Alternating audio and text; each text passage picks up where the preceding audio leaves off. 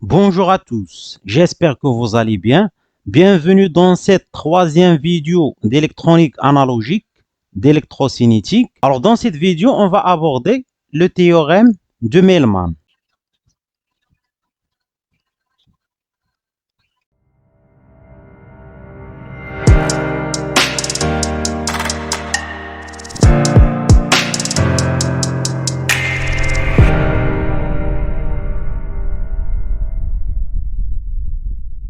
Alors on va expliquer ce théorème via des exemples. Alors on va considérer l'exemple suivant.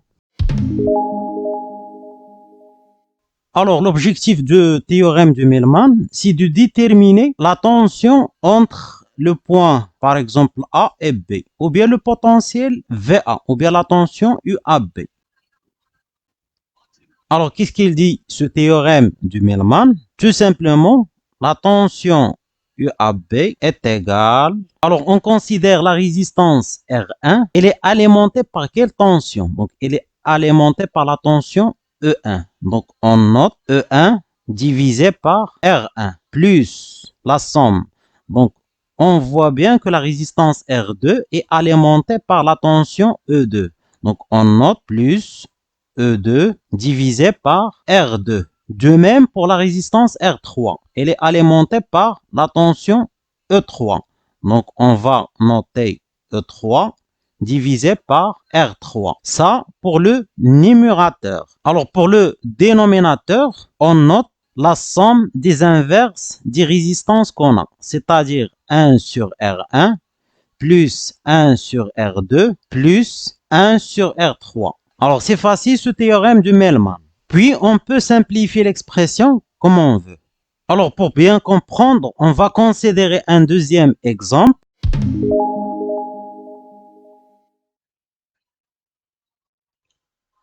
Alors, pour l'exemple 2, c'est presque la même chose que l'exemple 1, mais cette fois-ci, on va éliminer la tension E2 et on va inverser la tension E3. Et on verra qu'est-ce qu'elle va changer. Alors, pour déterminer la tension UAB, toujours en utilisant le théorème du Mellmann, on va noter UAB est égal.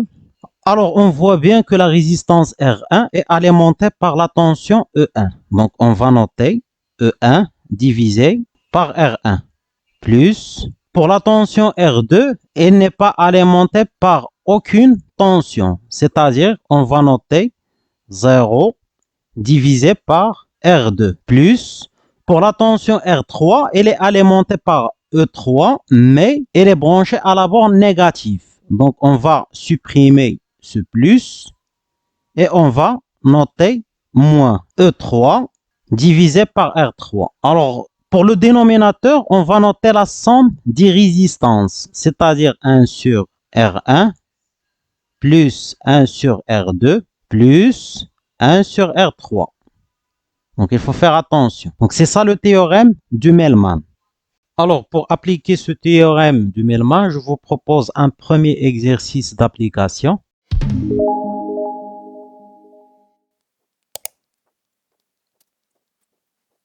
Alors, on considère le montage suivant. La question demandée, c'est de trouver le courant I qui traverse la résistance du 10 ohms. Alors, bien sûr, en appliquant le théorème du Mellmann. Tout d'abord, on précise la tension UAB. Donc, c'est cette tension. Alors, on applique la règle du Mellmann. La tension UAB est égale. Alors, cette tension divisée par cette résistance. Donc, c'est 1 divisé par 1. De même, cette tension divisée par cette résistance. Donc, c'est 2 divisé par 2. Plus la troisième tension, c'est 3 divisé par 3. Plus 0, car cette résistance n'est alimentée par aucune tension. Donc, c'est 0 divisé par 10. Et puis, dans le dénominateur, donc on va noter 1 sur 1, les inverses des résistances, plus 1 sur 2, plus 1 sur 3, plus 1 sur 10. Alors, si vous faites le calcul, vous allez trouver que UAB est égal 3 divisé par 0,93. Alors, si vous faites le calcul, vous allez trouver une valeur décimale. UAB est égal 1,55 volts. Après avoir déterminé la tension UAB, maintenant c'est facile de calculer le courant I. Tout simplement, on va appliquer la loi d'Ohm. Donc, on a UAB est égal 10, la résistance, fois l'intensité du courant I.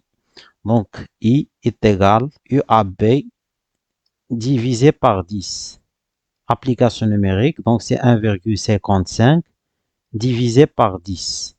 Donc, le courant I va être égal à 0,155 ampères. Et comme ça, on a déterminé l'intensité du courant I en passant par le calcul du UAB en utilisant le théorème de Mellmann. Alors, comme vous voyez, le théorème de Mellmann, c'est un théorème qui est très puissant pour calculer la différence de potentiel ou bien le potentiel. Alors, pour l'exercice d'application 2, c'est un exercice déjà traité dans la première vidéo en utilisant les lois de Kirchhoff. Alors, comme j'ai dit, on va revenir à cet exercice pour qu'on puisse faire une petite comparaison entre les théorèmes. Alors, nous, on va essayer de résoudre l'exercice en utilisant le théorème de Mellmann. Alors, la question qui a été demandée ici, c'est de déterminer l'intensité du courant qui traverse chaque résistance. C'est-à-dire, il faut déterminer l'intensité du courant I1, I2 et I3. Alors, bien sûr, pour qu'on puisse appliquer le théorème du Mellmann, il faut déterminer la tension UAB.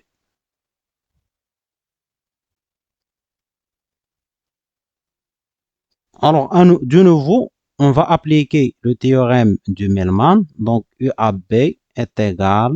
Alors, la tension E1 qui est 20 divisé par la résistance R1 de ohms plus la tension E2 70 divisé par la résistance R2 5 ohms plus la tension R3 n'est pas alimentée par aucune tension, c'est-à-dire 0 divisé par R3 qui est 10. Alors pour le dénominateur, comme d'habitude, la somme des inverses des résistances. Donc 1 sur 2 plus 1 sur 5 plus 1 sur 10.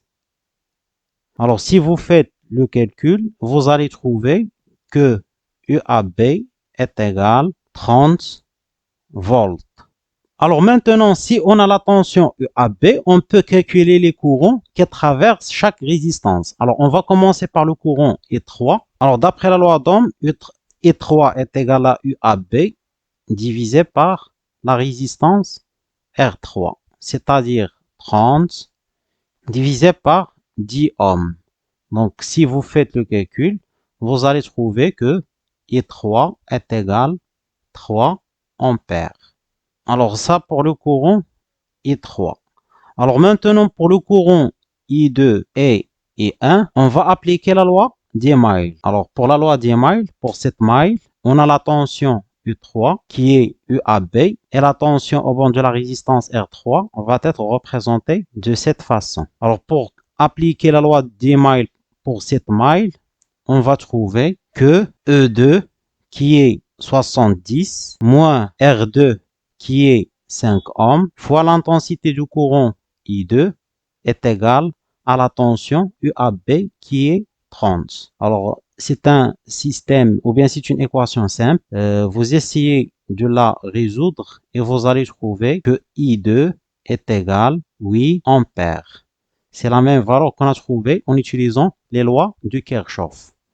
Alors, finalement, pour I1, la même démarche. On va appliquer la loi d'Émile pour cette mile. Alors tout d'abord, on va représenter la tension au bord de la résistance R1 et on va appliquer la loi d'Émile.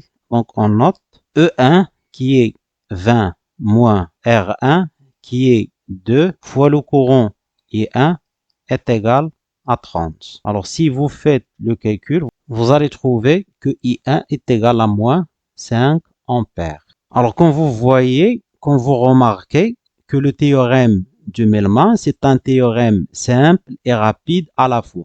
Alors dans les prochaines vidéos, on va revenir à cet exercice. On va essayer de le résoudre avec les autres théorèmes, à savoir le théorème de superposition et le théorème de Thévenin. Alors la prochaine vidéo, on va parler de théorème de superposition. Alors cette vidéo arrive à sa fin. J'espère qu'elle vous a plu. Si c'est le cas, n'hésitez pas de laisser un like, partagez la vidéo avec votre camarade et n'hésitez pas d'abonner à ma chaîne si vous voulez plus de vidéos concernant l'électrocinétique et l'électronique analogique.